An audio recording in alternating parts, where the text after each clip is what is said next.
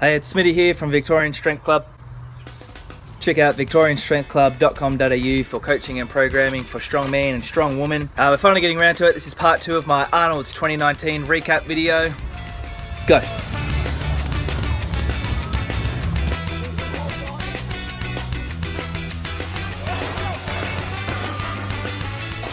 All wrongy, so it's been 1 week since I made part 1 of this series. Is it a series if I've made 2 episodes? So it means it's been 2 weeks since the Arnolds. I've been stewing about this video pretty much ever since the comp finished. I'll try and make it as coherent as possible, but I've got a fair bit I want to say and I'm still not quite sure how to say it. I really don't want to come across as a sook or having a whinge, but I really also just want to have a whinge and a sook. I'm going to start off right now. Event 4, power stairs, and I'm about 6 points ahead leading into this event. Here we go.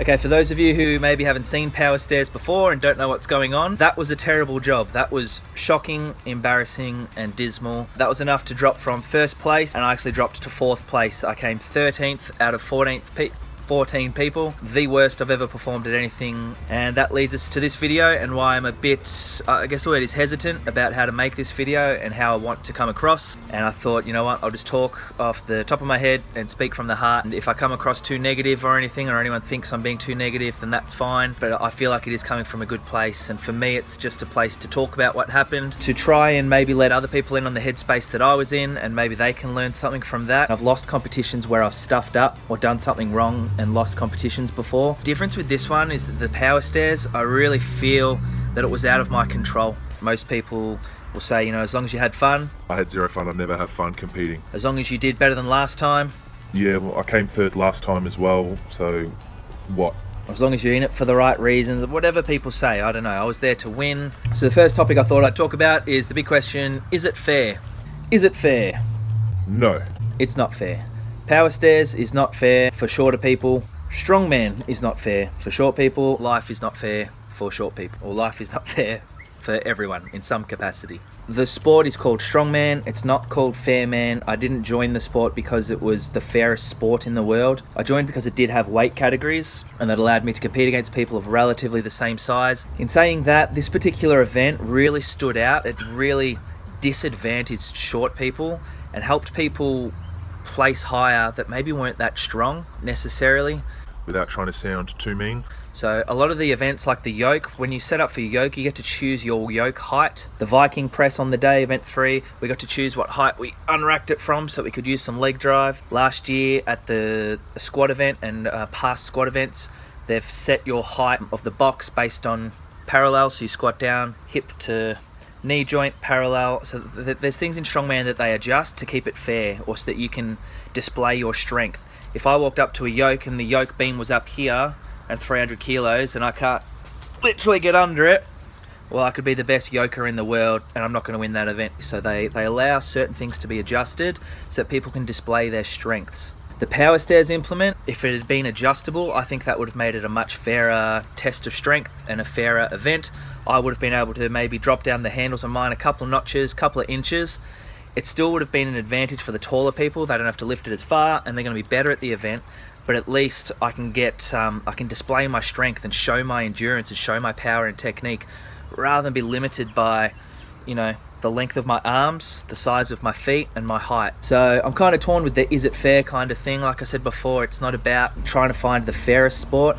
This particular event, I really think was just too much of a disadvantage for short people, where it doesn't matter how strong you were. And I've got some facts here that I found after looking at the score sheet. It really didn't matter how strong I was very much limited by what I could do. So the 3 stairs meant that I finished in 13th place. The person who placed one ahead of me on the stairs in 12th deadlifted 240 kilos. I deadlifted 120 kilos more than someone on the frame, yet they were able to beat me by 1 stair on the power stairs. So 3 people in the under 80s didn't finish the yoke and frame medley. All 3 of those people beat me on the power stairs. Yeah, anyway, if you're one of those boys, fuck, I'm not trying to pick on anyone or anything. All wrongy. Question 2. I've got it written down. So what? Why did you suck at it so much? So I did actually go to Iron Rev and practice this 3 or 4 times. The first time I went and practiced it, I realized it was going to be a problem. I practiced it and put my boots on, practiced it, found out a position to stand in further away from the tire, found out what to do with my head position and how to generate some power, get my knees behind the implement, and I was able to get slightly better at it over the couple of weeks. I'll play this now. This must be like 170. This is the 3rd weight that I was supposed to do at the competition. Didn't get up to that anyway. This is around the same, maybe 150 or 160, 25, 50, 75, 100, 125. This is around the 150 marks. This is the same weight that I was failing. To the same height, 40 centimeters. This is actually 1 centimeter taller. What you'll notice is how much of a gap there is, particularly on this rep here. So see, I've got a small gap between it and the tire.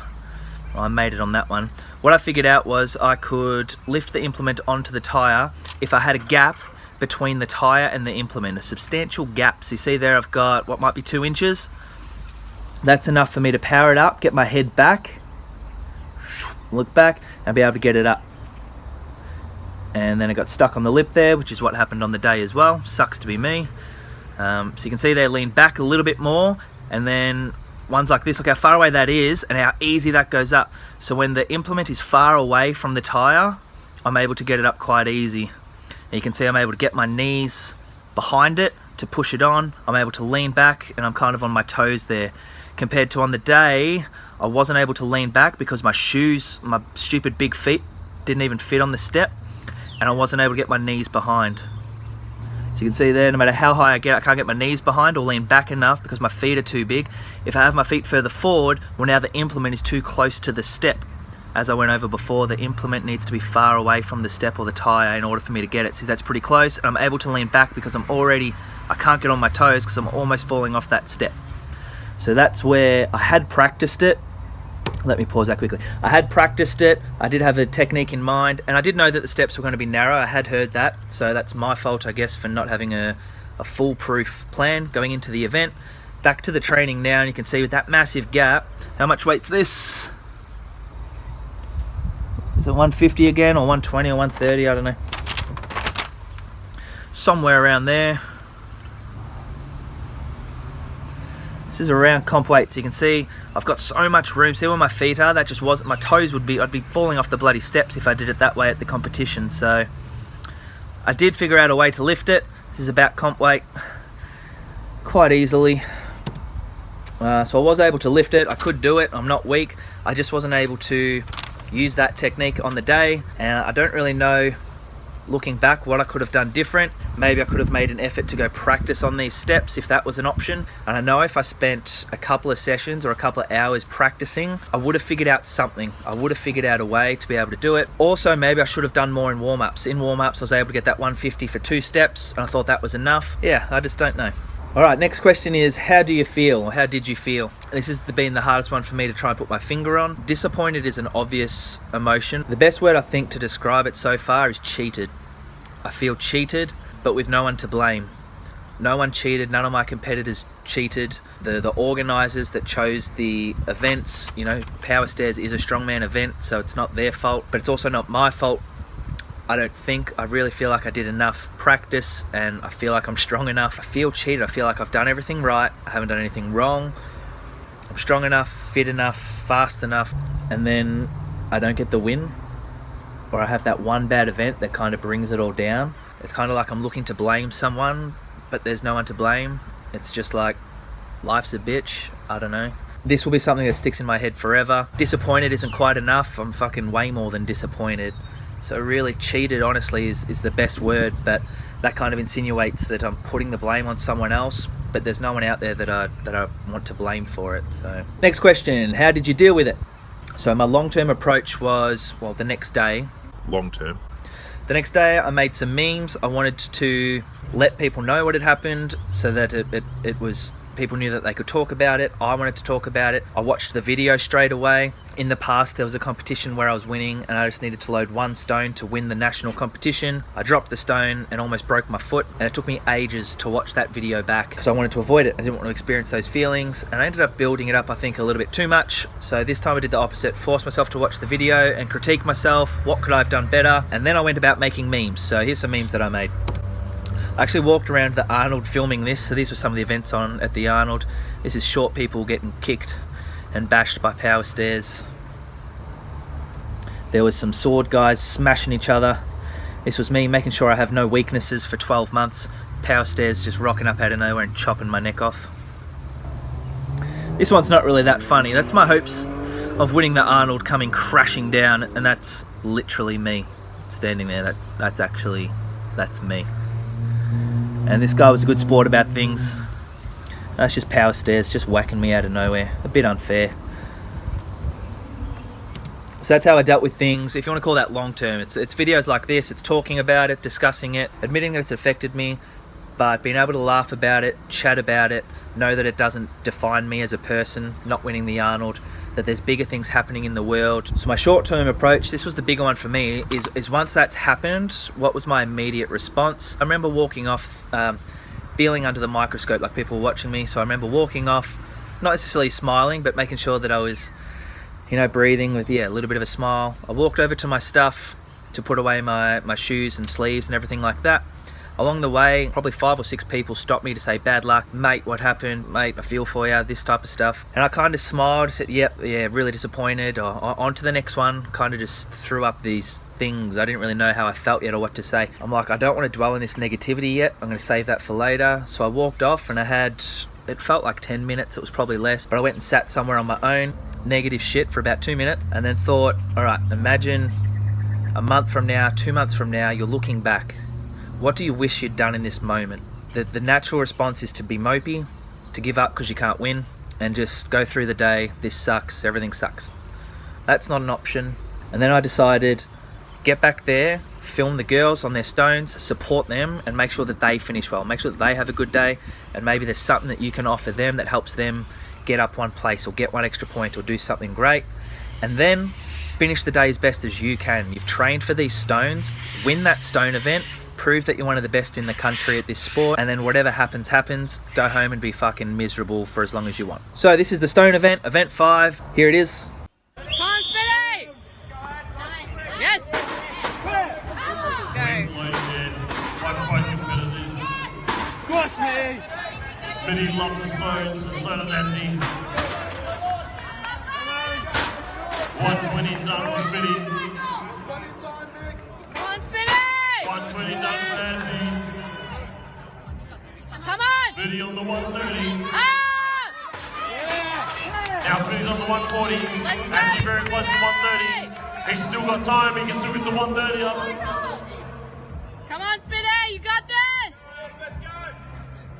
Come on, Spinny! You can do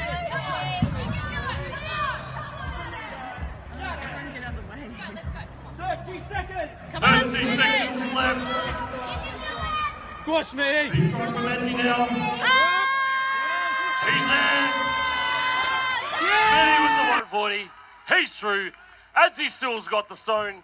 140. So I finished all 5 stones. I can't remember the official time. It's 50 to 53 seconds. I was actually 4th place going into that event, but I was only half a point behind Adam on the opposite side of me, half a point behind him. So whoever won the stones out of us two would make it onto the podium. In training for this event, this video here was a 150 kilos to 1.3, which was a PB. Training to 1.3 was pretty horrible for me. I did a lot of stone runs, so this was week 1 of the training prep here.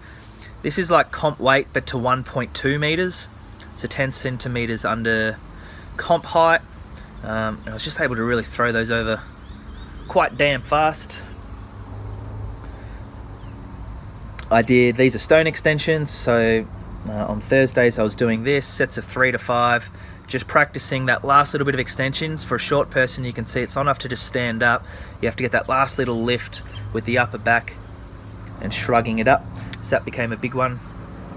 I raced Alira a few times. It's 120 for me, and that might be 85 or 90 for her. So we did a bunch of races against each other just to see who could do 2 reps the fastest, or maybe 3 reps the fastest. And that made it good fun. Yeah, I did some stone holds. That was a 110 as well, just holding it off the floor. Building strength in all different positions. One of my best sets, this was about a month out from the comp, and this is 140 kilos to 1.3 meters for a set of 3. Probably one of the better sessions that I had, even though I remember specifically my hamstrings were on fire that day.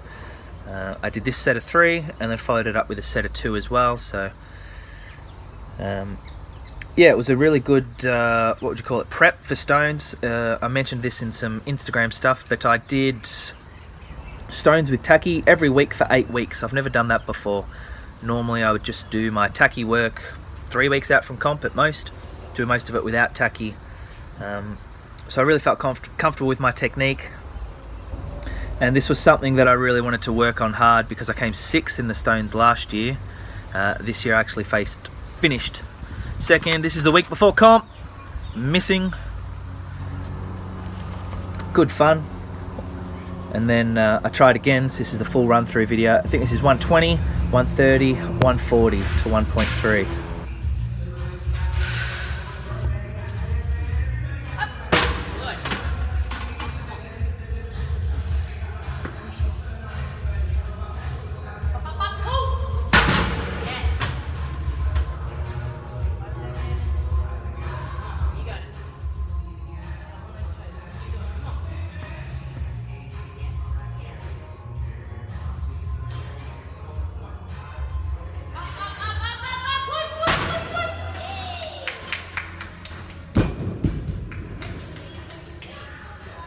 I feel like because I didn't get the first place, I kind of fall short of being recognized for what I've done. And if that is slightly egotistical, then I'll have to wear it. Not that I do this all for recognition, but I think I'd be lying, and maybe you'd be lying to yourself if you said that you worked really hard at something for 8 or 9 years, that you want a little bit of recognition, that you want to win something and show the world that you're great. Like I've said it multiple times now, I think I have no shame at all in admitting that. I want the things that I've done and the things that I've proved, being shorter, being natural, being a lightweight, you can still be strong, you can make an impact, and you can help others. That I want my work to be more famous than me. Alira bought these photos for me. This one here really stuck out. This is after I've loaded that last stone. You can see it's still up there. I didn't think I'd want to see any photos from this competition because of how I feel about the competition. I didn't want to be reminded of another failure. But this photo, I'm really glad that she bought these for me. I see myself walking with my head held high, my chest up and shoulders back. I don't look defeated, and I love that. I didn't mean it at the time. I'm walking off accomplished. I've lifted the last stone, I've done my absolute best, and I'm still smiling, I'm still alive, I'm still there, and I look strong. So I really love that photo, even after the hurt that I've been through during the day and what I was going to feel that night in the coming weeks. This photo just really stands out to me, and I'm really glad that they captured this. So thank you very much to the photographer, who I'll tag, and thank you to Alira for purchasing the photos for me. That one really does mean a lot. I see a winner. I see someone that's worth something, that can do something, that maybe won't ever be the absolute best in the world, but has done the absolute best with themselves. That's what I see anyway. So that's the end of my recap video, Arnold's 2019. Sorry for 2 long videos, but I think it needed to be like this. The whole comp was fantastic. To the judges and organisers, I know I've messaged them, but thank you very much. To my athletes, thank you for the way that you performed on the day. To the boys that I competed against, I hope that listing these facts, if anyone even sees this, but I hope it's not trying to take a stab at people or trying to say that I'm better than you or anything like that, especially the 2 boys that beat me. You beat me fair and square. I think one of my fears of making the video and why I've put it off this week is because I didn't want to come across as someone that was saying that they're better than everyone or anything like that. Anyway, I've explained myself like 300 times now, haven't I? Thank you very much for watching. I'm actually going to leave the video with a quote that I heard from, I don't know this guy's name, maybe I'll try and tag him if he's still online. This is a YouTube video about speed gaming. If you don't know what speed gaming is, neither did I till like a year ago. So it's people that play video games and they try and finish the video game as fast as possible, and they have world records and this whole community online about speed gaming. Don't ask me how I found it or why I watch it at night when I'm trying to go to sleep, but the other night I was watching this guy and he was talking about this speed gamer who had cheated on a few of his runs to try and get better times, and he was found out. And I just like the quote that he comes up with at the end here. I found that really fitting to how I was feeling and how maybe other people are feeling out there as well. You should never derive your self-worth from the times that you achieve. And while a healthy competitive drive is absolutely fine, you should never take comparisons between you and other players too seriously. Set your own personal goals based on what you think you can achieve, and as long as you strive for and put effort into being better than you were before, you should be proud. There should be no need to lie, cheat, or fake anything you ever do. Thanks. Victorian Strength Club. And I just made it into the front door. I can feel my face when